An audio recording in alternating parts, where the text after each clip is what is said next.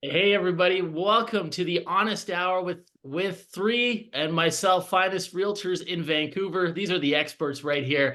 We've got Norm Hiller joining us from East Van, covers East Van, other parts. EJ Bugayong from Richmond, and he covers Richmond, of course, and other parts. And then we've got Tyson in the Fraser Valley.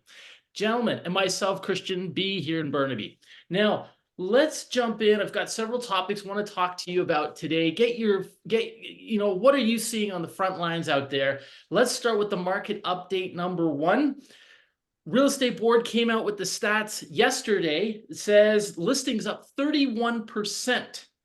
I'm not feeling that. It doesn't feel like there's a lot more inventory. I was out with a client actually on Saturday, very nice Indian family, and we were looking for one-bedroom condos in downtown Vancouver, and it's just slim pickings. I mean, there was maybe one or two that we really liked, but compare this to 6, 7, 8 years ago. It just feels like there's not a lot to choose from.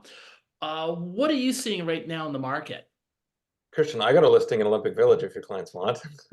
Okay.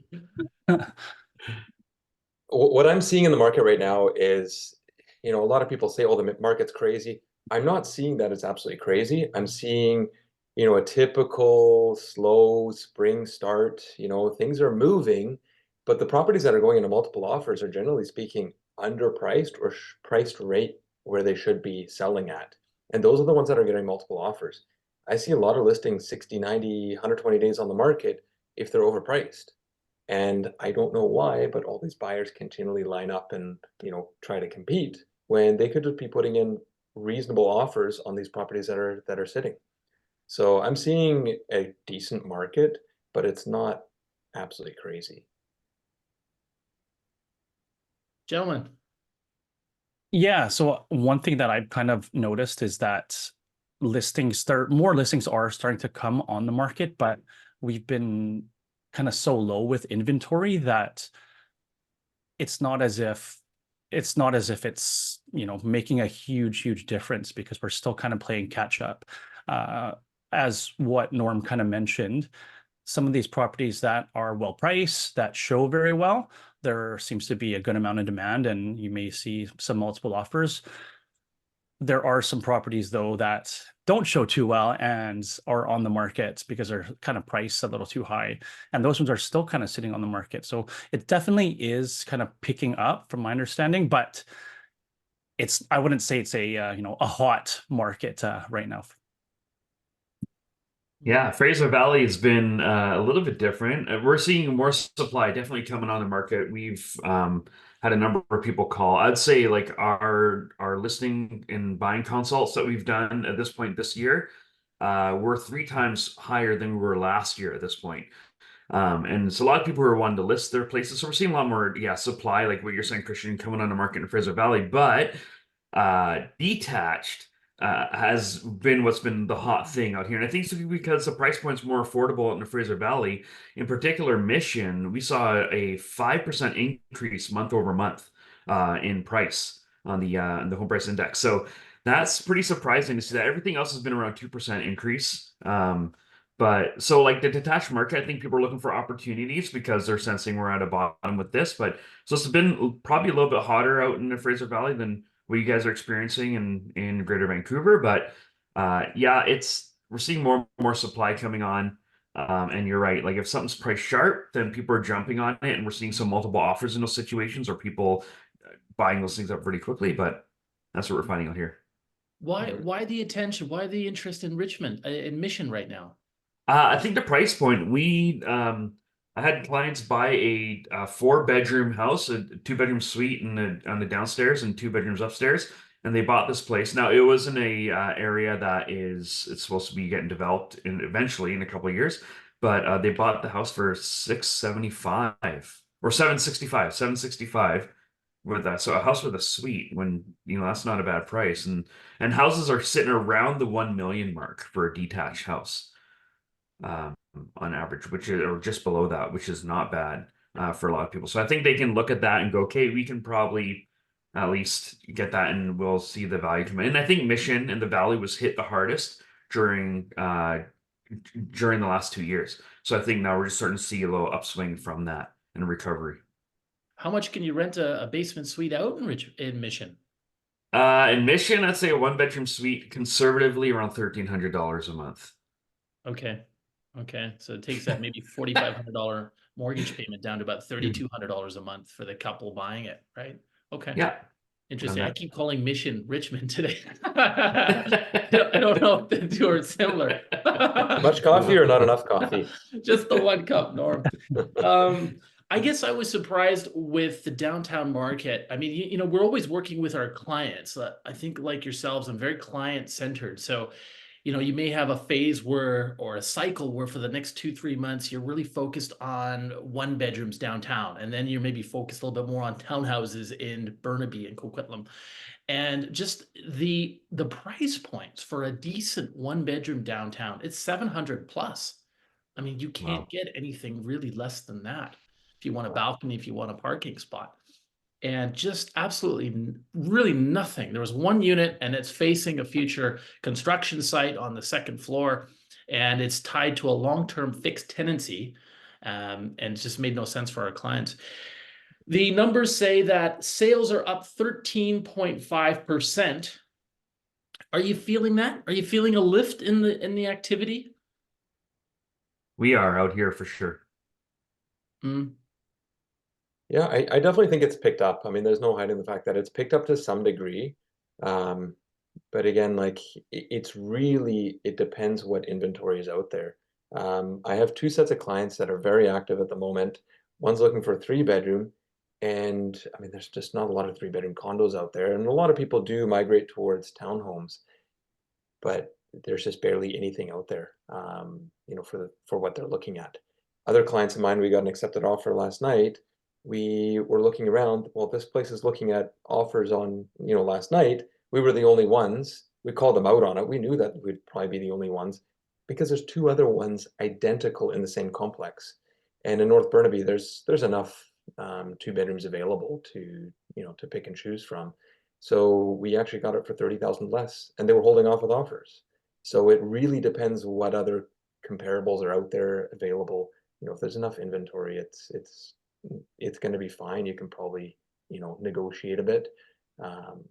So yeah, that's what I'm seeing. So I am seeing an uptick, and I'm telling my clients, hey, we don't know what the next few weeks are going to be like. So, you know, if we don't get something now, it might be okay, but come 4, 5, 6 weeks, we might be competing, you know, almost all the time on every property. So Norm, you mentioned 3-bedroom condos. What do you think of those? I'm not a huge fan just because strata fees typically end up being quite high. You know, especially if it's, say, in a concrete tower or one of those townhomes that are attached to a tower, these strata fees can be incredibly high. And especially in some of these 1990s buildings, you know, it's not unheard of to see $700, $800, $900 a month. And then the townhomes that are attached to a high rise, I mean, they can be $1,000 a month, you know, and it all depends on the size of the home as well. So I find a lot of people start migrating towards townhomes, but you know, my clients are from overseas, and that's what they have, you know, in their home country is a lot of 2, 3, 4-bedroom condos, and that's what they're used to. They don't mind the townhomes, but you know, they also, you know, they don't like the stairs. They just want a condo. So we're trying to find a mix between a building where we're not going to have to pay 100, 125,000 for a rain screening or whatever it's going to cost because of the sheer size. It's going to be a huge assessment. So they're kind of trying to be conscious of that, trying to find something that's well maintained, and they're going to, you know, not have huge assessments and find a place that's on budget with reasonable strata fees. Sure. EJ, any final thoughts on the market? Yeah, just as what you guys kind of mentioned, it's definitely kind of picking up a little bit, but you know, is it our typical spring market reason why it's kind of picking up, or is it, you know, people are actually turning over a little bit and realizing, oh my goodness, the rates are going to come down the second half of this year. I better try to get in. It's kind of tough to say because we're still kind of early on, but we are definitely seeing a little bit of an uptick in the market. And even as we kind of mentioned in previous talks, where the whole kind of the news was basically like real estate's doom and gloom, it's not good, like rates are super high. and everyone's like, okay, I'm not doing anything. And now we're, I had some of my clients last week say, well, more inventory is starting to come out, and oh, I heard rates are starting to come down the second half. So it's kind of that beginning stage of the market sentiment changing. And if we start getting this data from the previous month, and it's like 2 consecutive months with data that says we're moving into a seller's market, I think that will definitely have an effect on market sentiment and what people start to do. Sure. And I guess it depends on how these numbers are portrayed in the media as well. While the sales are up 13.5% year over year, so this February versus the last February of 2023, they're actually down 23% over the last 10 Februaries, the 10-year average. So still a little bit slower than we would normally see over this period of time. Interesting. Okay, guys, let's jump into everybody's favorite topic, the anti-flipping tax. BC government comes out with their budget, and in their budget they threw 3 or 4 bones to buyers, first-time buyers, trying to help lend a helping hand, let's call it, for people making the first purchase. The one that's getting the most interest or discussion was the anti-flipping tax of 20%. And so if I understand this right, and if I got it wrong, correct me, but if someone buys and sells a home within 2 years, they have to pay this tax. And if they do it in the first 12 months, they have to pay a 20% tax. Now, there's a few reasons why you wouldn't have to pay this tax. Norm, I see you chomping at the bit. What are your thoughts on this tax? And did you want to add any further details to it? I'm going to use the term that Tyson would normally use. I think it's reactionary policy for sure. Thanks for the credit. Yeah, I see the purpose of it.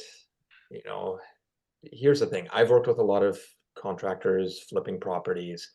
My question is this: how many of the end user who's purchasing these turnkey properties, how many of them are actually going to call a contractor or do the renovations? Even if they want to make one call to a contractor and that's it, how many of them are actually going to do it? I think almost none. The caliber of buyer who is looking for a turnkey property, they want a turnkey property. So the cost is going to be hidden, whether it's in the contractor making some money, but now it's going to be the contractor making some money plus the 20% tax. They're not going to do it for free. So that is going to be an added cost. So margins are going to be tighter. It's going to be a cost that's going to end up being, thrown to or passed on to the end user. And with regards to pre-sales, I mean, so is it only to people holding onto the contract for 2 years and selling the contract? Or from my understanding, I think it's you have to complete, otherwise you're paying that not speculation tax, the anti-flipping tax. We're not going to tax our way into housing affordability. I see what they're trying to do. Let's build more homes. We've said it again. Now just to add a little bit of context here, before we jumped on to the video call, we're talking about the anti-flipping tax. And one of the questions that I'm not sure who asked it, I think Norm, maybe you asked it, was, does this apply to pre-sales? So someone bought 5 years ago and the completion is coming up this October, or maybe it gets extended till next January. The way it's written is that the tax comes into full effect on January the 1st, 2025, right? Yeah. Right. And I think for the viewers watching, this is so new that there's still a lot of question marks regarding it. So let's say your pre-sale completes next year in 2025. Do you then have to pay the tax? If you flip it, if you assign it, I'd assume so. But I know you're not assigning it though. You're selling it, right? That's right. Yeah. Because it's completed. You've done the walkthrough. That's right. Yeah. Developer. So according to REALTY, I see that you would be subject to the tax, but I think that's what they're still just trying to come up with all the identifiers around it and the stipulations around it. But yeah, I know there's still a lot of questions out there. Are they, Tyson? Or do they want the gray area so that they can make their rulings? It's true. EJ? Who knows, man? Yeah, it's as I think Norm kind of the nail on the head there with the kind of, reactionary policy in regards to this anti-flipping. I've kind of flipped some properties in the past before, but really, when you look at it, it's just inventory, right? If someone were to buy something where they want to, flip it, they're going to buy a property, fix it up, and then sell it. It's the same one property that's still there, right? It's not going to make a huge difference in having more inventory out there. So it sounds great. The public will be like, oh, great. Now we can get these flippers out of here. If it's everything stays exactly the same, they just have that anti-flipping tax. Let's move ahead 1 year from now. We're still going to have the same kind of issue. We need more inventory. EJ, let me ask Well, you it's a question on that. And that is you flipped properties in the past. And presumably what the government's trying to do here is go after these people because they think they're making too much money. Did you make a lot of money flipping? You can make a decent amount, but for the average kind of person who wants to try to get into it that doesn't have too much money but has enough to try to flip properties, the margins aren't that great. You're taking a lot of risk as well to buy a place. So right now, like I haven't really done it in the past few years just because the numbers don't make a lot of sense. It's not really worth the risk. And when I talk to some of my clients, like you're going to really have to have deep pockets to make those numbers work. And frankly, with the cost of everything kind of going up, with the cost of renovations, contractors, and whatnot, it's really a slippery slope that you really have to know what you're doing and to have your numbers correct, basically, or have a good kind of conservative numbers to make it kind of worthwhile. EJ, what kind of margins, if you don't mind me asking, would the average flipper be looking to make? Maybe back in the day. Yeah, I think back when the market was somewhat, it was still kind of hot, in certain times in 2021, and there was still in 2017, 2018, but there was still room. There was inventory out there that you could kind of like get and kind of renovate and fix up, and you can kind of see where the trajectory of real estate was kind of going. But the rates were, what were they at, like 4%, high threes. So you can actually do some of those renovations and kind of be like, okay, this will kind of work out. But if you're making, it depends on how much you're kind of putting down.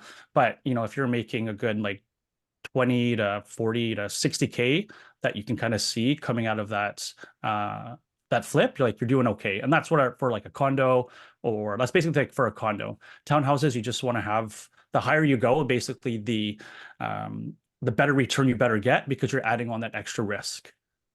Mm-hmm. I think most listeners listening to that hear 20, 40, 60,000. And I mean, okay, maybe not 20,000, but if they're hearing 40, 50, 60,000, they think it's a lot of money. And I mean, it is, a bit of a paycheck, but it's an insane amount of risk. You're buying a property Yeah. to make 40, 50, 60, 70,000. I mean, to make $100,000 flip is not unheard of if it's, high enough price point at, a good sized townhouse, and everything, all your cards are played right, and the market goes up. It's not unheard of to get that, but that's also an insane amount of risk and speculation. And, there's other times where people lose money and are going backwards. So you average it out, if it's 60,000 per flip, it's a huge amount of risk. And I think a lot of people don't realize that. And with the anti-flipping tax now, it's a tax when you're making money, but when you're not making any money, or when you're losing money, you're not getting a refund on it. Like yeah.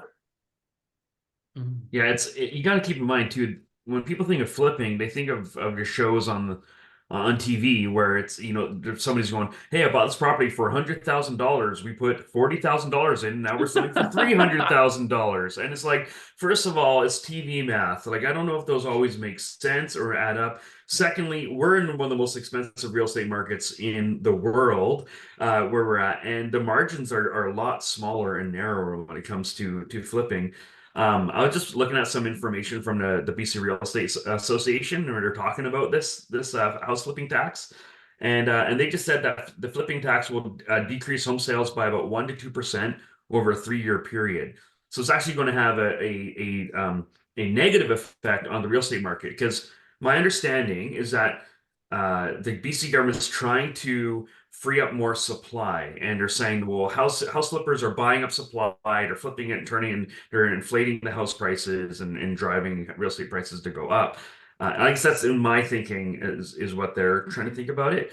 And so it says, given the relatively small impact, prices and housing affordability are essentially unchanged by the tax. This is unsurprising given that the short-term flipping represents a low share of sales activity, less than 2% in both Vancouver and Victoria. And it said, in fact, sellers are probably prompted to delay listing, resulting in a lower level of listings inventory than without the tax. As a result, home prices may increase. Listen to that. Home prices may increase with the flipping tax compared to a no tax baseline. So ultimately, the only way to prevent a harmful short-term speculation in the housing market is to ensure housing is abundant, just like what Norm said. Makes more supply. And so instead, I think the focus is wrong, because you can't just create a tax for every problem that's out there. You got to think of some other solutions. That's where you got to create more supply on the market. And so I think this is more detrimental to the consumer than it is to helping them. Thanks for bringing It's that up. That's interesting. It's actually interesting. Go ahead, Norm. it's quite fascinating hearing those numbers. Here's the thing with the renovated properties, I can maybe support those numbers slightly, because renovated properties that are flipped are being sold twice, once to the contractor, once to the end user. But again, Yeah. how many properties are actually being renovated and flipped? Very, very few. I think the bigger picture is the pre-sales, and now you're preventing these people from selling the contract, to an end user 3 months before completion. Now they need to complete and hold on to the property. Yeah. And then that investor is now taking the risk, hoping that property is in the same condition 2 years down the road after being tenanted. Yeah. But they have to assume that risk as well. And if the market goes up, I mean, the end user is paying even more. Well, not only that, but the government's losing out on the property transfer tax, because if instead of having two sales happen where they're getting property transfer tax from, now they're only getting one sale in that period. And so it's actually detrimental in a bunch of different factors. So there's the biggest thing we need to understand when they're doing these rulings and they're rolling out so many different changes is the unintended consequences that are happening because of it. And I think that's the things that they're not factoring in 100%. They're just rolling these things out. And they're doing their due diligence, probably, and thinking through different scenarios, and have a whole team working on this. But us on the ground are looking at all these unintended consequences and going, it's going to be interesting to see how these play out.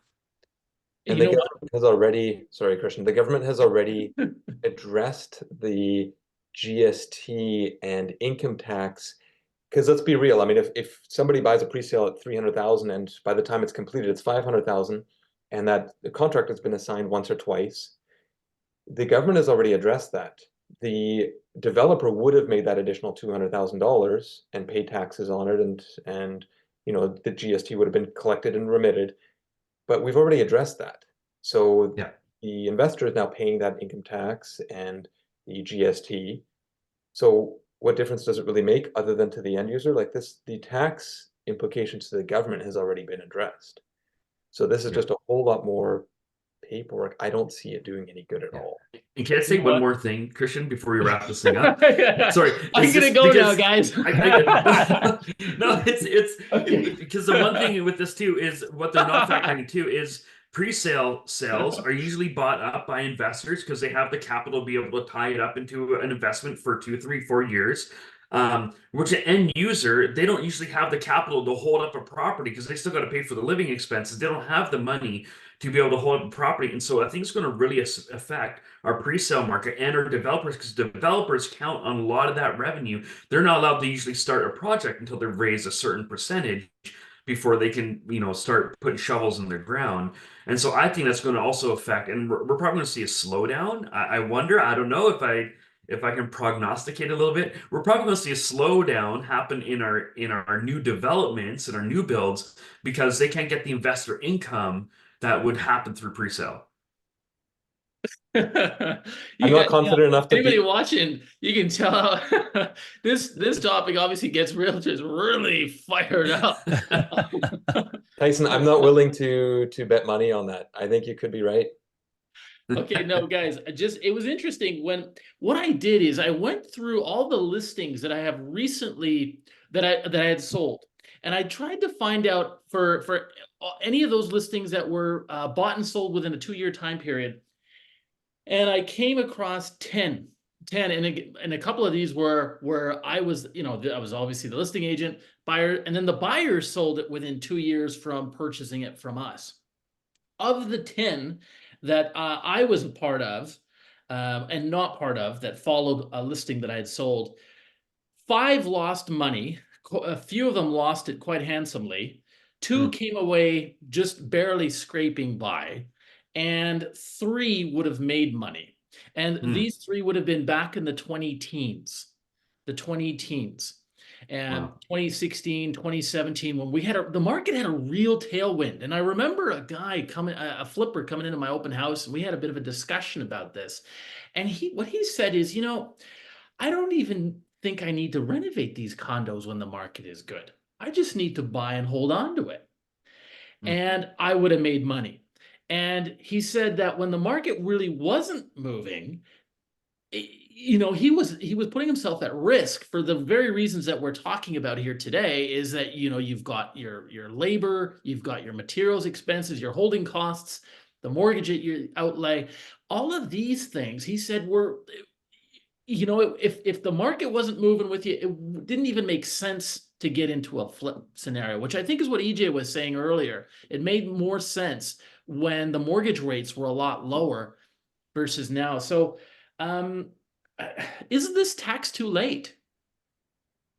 I mentioned it before, and I think I mentioned it on this podcast too, is people never talk about their losses. People always talk about when they've made money in real estate. And how many times have people spent $5,000 on flooring, made $100,000? Well, $100,000 was because the market went up, and then how many times, do people make $20,000 on a flip, but they put, the same amount of money in it? It's, I think it's all way too late. The government has addressed some of the issues, the tax implications already. We really need to be focusing our efforts elsewhere.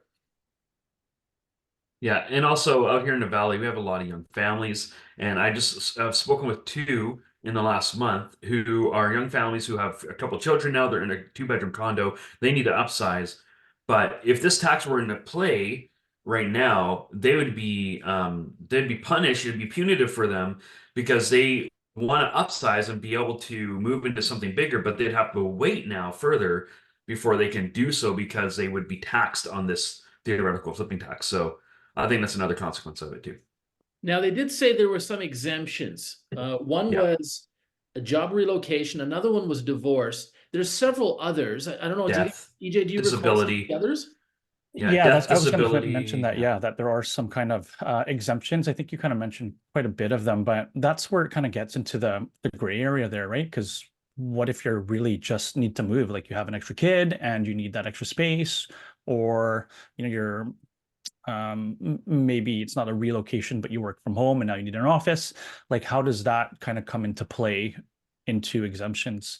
Like, is it very black and white, and as if you don't meet that criteria, then you're done? Because it's not unheard of for somebody to leave their place after a year and a half or so. Like when my wife and I bought our first place, we bought a 1-bedroom condo, and I think it was like 2012 or whatnot, and I think a year later we were pregnant. We're like, oh, what do we do?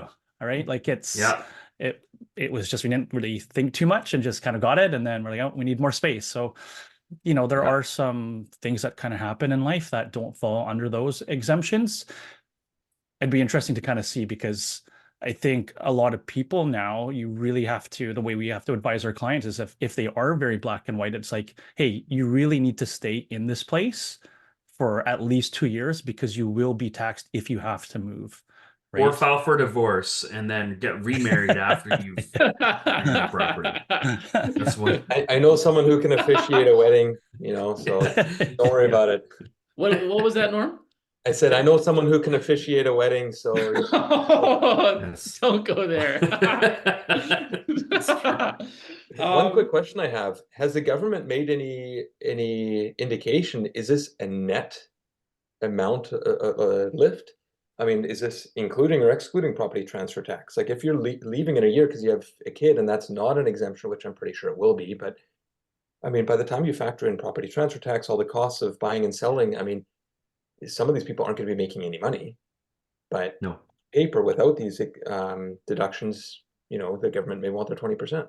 I imagine it would be on the full amount because it would just be the easiest to manage and the fastest way to collect the money, right? So if there was a $50,000, they're not going to care about what the real estate commission is or the property transfer tax they paid on the buying side. If it's going up 50,000, that's the difference between what they're buying and selling. They probably want to claw back 10K. But for income tax, like somebody who flips a property, I think you can deduct all the materials and, you know, property transfer. Like, I'm pretty sure you can deduct everything. So you're paying tax on the lift, the net lift, right? Yeah. So yeah. And just here, another note I took is that the government expects to bring in 43 million in the first year with this tax. $43 million. They think it's going to add to the coffers. They think. Yeah. Okay. You know, and look, as we come to a close, I think the key point here is that flippers provide a service. It gets a bad rap, or maybe there's a negative emotional connotation to the term, but they really provide a service because it saves the buyers from having to come up with an extra $100,000 to renovate it themselves. And I think they don't have the context. They don't know which contractor, which plumber, which electrician to call. I mean, I guess the question is, how many buyers that you work with would be willing to take something like this on themselves? And just as a note, we're coming up to the end here, so maybe Norm, we'll just throw this to you for about 30 seconds. I honestly think most of the buyers that I've seen come into properties that clients of mine have renovated, they were so bad, these properties, nobody would have really lived in them before. It's a huge amount to spend. These people are getting the benefit of being able to wrap that into their mortgage and just, you know, it's all included. So they don't have to buy the property and then get a home equity line of credit to add in all the renovation costs. It's all wrapped up. It's a turnkey property. As you said, it is a service. I think there could be a little bit of negative connotation, that the jealousy aspect of it, that, you know, look how much the contractor's making. Yeah, but they also don't share the times they're losing money. Sure. Well said. Gentlemen, thanks very much for joining us, okay? The Honest Hour, 4 excellent realtors. Folks, if you have any questions, comments, give these guys a shout out, give them a call, and we'll all be able to help you. All right, thanks for joining us, and we'll see you next time.